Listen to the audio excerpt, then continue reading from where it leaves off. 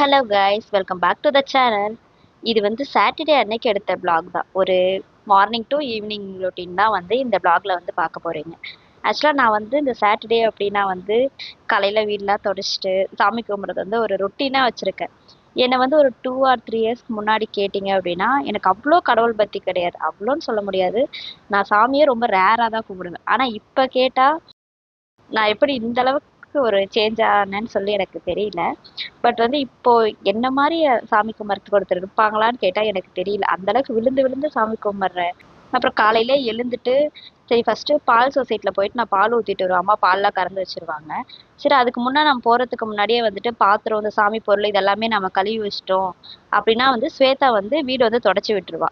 சரி நான் போயிட்டு வரத்துக்குள்ளே அவள் தொடச்சிருவான்றதுக்காக நான் சாமி பொருள் அப்புறம் வீட்டு கொஞ்சம் எல்லாம் க்ளீன் பண்ணிவிட்டு வீடு ஃபுல்லாகவே கூட்டி விட்டுட்டேன். டெய்லி ஸ்வேதா தான் கூட்டுவா. பட் இன்னைக்கு மட்டும் வந்துட்டு நான் க்ளீன் பண்ணனால சரி அவளை வீடு வந்து துடைக்க சொல்லிட்டு நான் வந்து ஃபுல்லாகவே கூட்டிட்டேன்.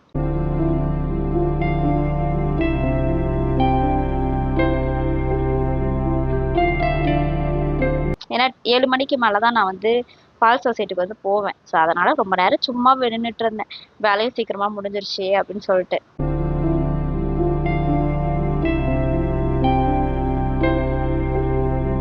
சரி ஓகே நான் வந்து சொசைட்டி கிளம்புறேன், பால் ஊற்றிட்டு அப்படியே பூ வாங்கிட்டு வரேன் அப்படின்னு சொல்லிட்டு நான் வந்து கிளம்பிட்டேன். ஸ்வேதா வந்து வீடு வந்து துடைக்க சொல்லிட்டு.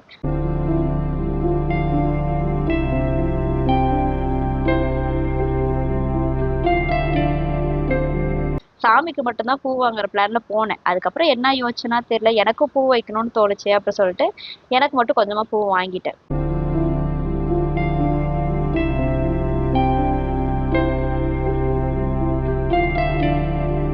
ஏன்னா ஸ்வேதா வந்து கோயிலுக்கு வர்றது டவுட்டுன்னு சொல்லிட்டு இருந்தா. அதனால சரி நமக்கு மட்டும் வாங்கலாம். எத்தனை சிஸ்டர்ஸ் வந்து இப்படி இருப்பீங்கன்னு சொல்லி தெரியல.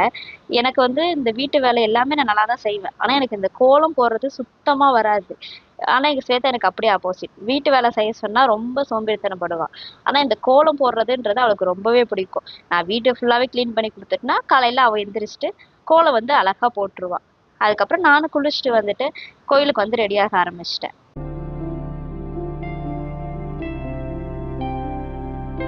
ரெடி ஆகிட்டு வண்டியில தான் இங்கே பக்கத்தில் இருக்க ஒரு பெருமாள் கோயிலுக்கு தான் வந்து 2 பேரும் போனோம். நான் தான் பூ வந்து எனக்கு மட்டும் தானே வாங்கிட்டு இருந்தேன். ஸ்வேதாவுக்கு வந்து வாங்கலை. அதனால் போகிற வழியில் பூ வாங்கிக்கலாம்னு சொல்லிட்டு ஸ்வேதாவுக்கு வந்து அவளுக்கு கொஞ்சமாக பூ வாங்கி அப்புறம் அவள் வந்து ஒரு ரோஸ் கேட்டா.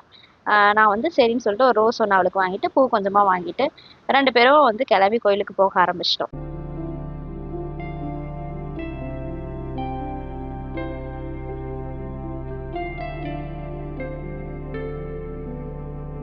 அப்புறம் கோவிலில் வந்து இப்போ வந்து நாங்கள் போனது பெருமாள் கோயில் தான். ஸோ இப்போ புரட்டாசி மாதம் வேறு வரப்போகுது. அதனால் கோயிலில் வந்து ரெனோவேஷன் ஒர்க் வந்து போயிட்டு இருந்துச்சு. இப்போது நாங்கள் ஃபஸ்ட்டு போகிறப்பயே வந்து பெயிண்டெல்லாம் அடிச்சிருந்தாங்க. இப்போ வந்து ஃபுல்லாகவே ரோடெல்லாம் இது பண்ணுறாங்க போல். ஸோ ரொம்ப ஒர்க்கெல்லாம் போயிட்டதுனாலே வண்டி போகிறதுக்கே ரொம்ப கஷ்டமாக இருந்துச்சு.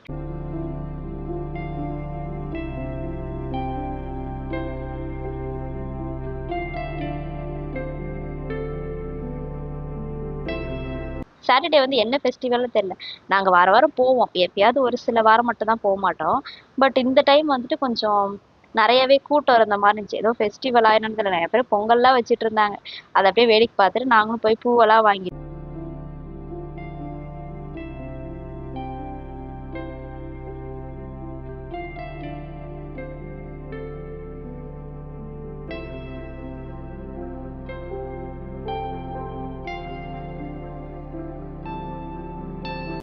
அப்புறம் சாமிக்கு வந்து விளக்கு ஏற்றுவோம். அது வந்து விளக்கும் ஒரு 3 விளக்கெல்லாம் வாங்கிட்டு விளக்கேற்றிட்டு உள்ளே வந்து கோயிலுக்கு போயிட்டோம். அது என்னமோ தெரியல, கோவிலுக்கு வந்தாலே வந்துட்டு மைண்டும் சரி அப்படியே ஒரு மாதிரி ரொம்ப ரிலீஃபாக இருக்கிற மாதிரி இருக்கும் எனக்கு.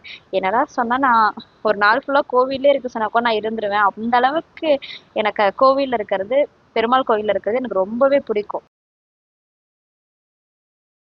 அப்புறம் பெருமாள் கோயில் வந்துட்டு லட்டு வாங்கலாம் எப்படி அப்படின்னு சொல்லிட்டு இங்கே இருக்கிற லட்டுமே திருப்பதி இருக்கிற லட்டு அளவுக்கு இருக்குமான்னு தெரியல. ஆனால் வந்து இங்கே இருக்கிற லட்டுமே செம்ம டேஸ்ட்டாக இருக்கும்.